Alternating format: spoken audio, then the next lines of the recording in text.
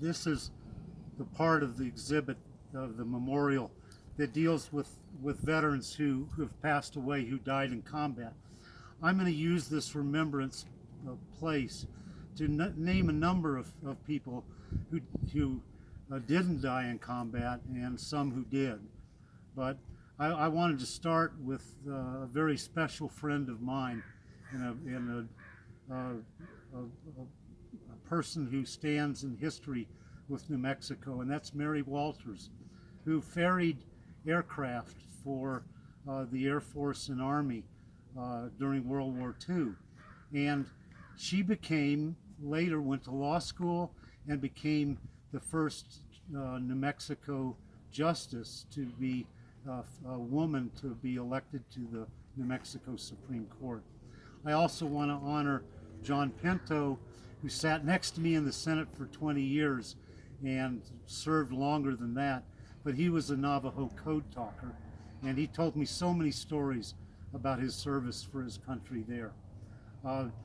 We honored the Buffalo Soldiers at the New Mexico Senate, and they're honored here with their Medal of Honor winner. I just would like you to know that when we honored the Buffalo Soldiers, voters from District 17 bought uniforms for them, and they showed up at the New Mexico Senate when they got their uniforms, and we had a great ceremony there. I also wanted to tell you that New Mexico voters from District 17 invested $75,000 to build the Baton Veterans Memorial. And that little small bit of money, coupled with what Lou Hoffman helped with at the city, we were able to build one of the most beautiful memorials to Baton veterans while they were still alive. And I think that's a great accomplishment that we made, even though it's not in our Senate district. It's over there at the Carlisle Park by Lomas. I also wanted to tell you about a friend of mine who died in combat, and he was on a tour of duty with my father, and I guess it's not combat, but they were flying a Delta Wing F-4D, which was very precarious plane to fly. It had a tendency to sail sideways like a frisbee. But they were in Naples, and he asked my father if he could take his hop and do his duty early so he could stay out late with the guys in Naples that night on shore leave.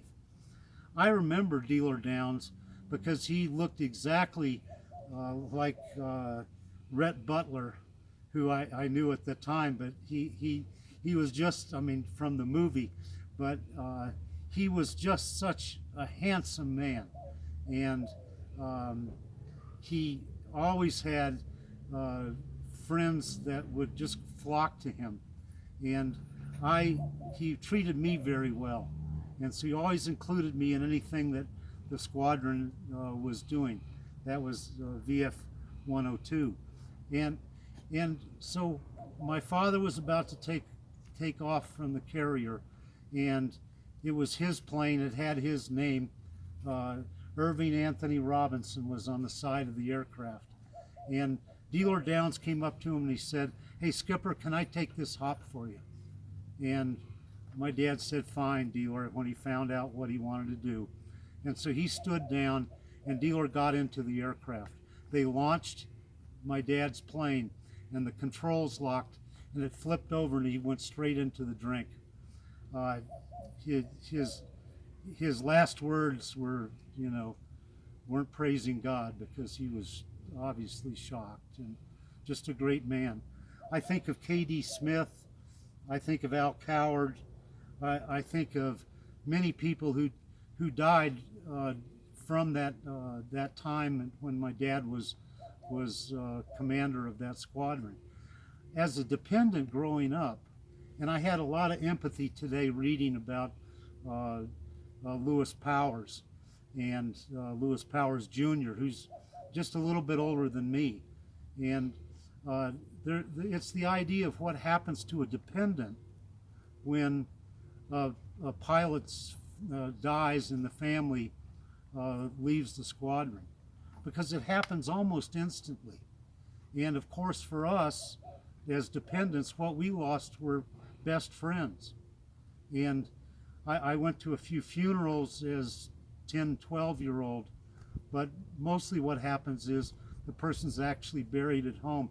The family packs up and they're gone. So I thought everybody died when they were 23, 24 years old. And those children that left were my best friends, and I never saw them again. So there's a lot of acceptance and awareness of death, even for dependents, and especially for my mom, who would then have to go console the family members. So in many ways, Margaret Robinson did her tour of duty also.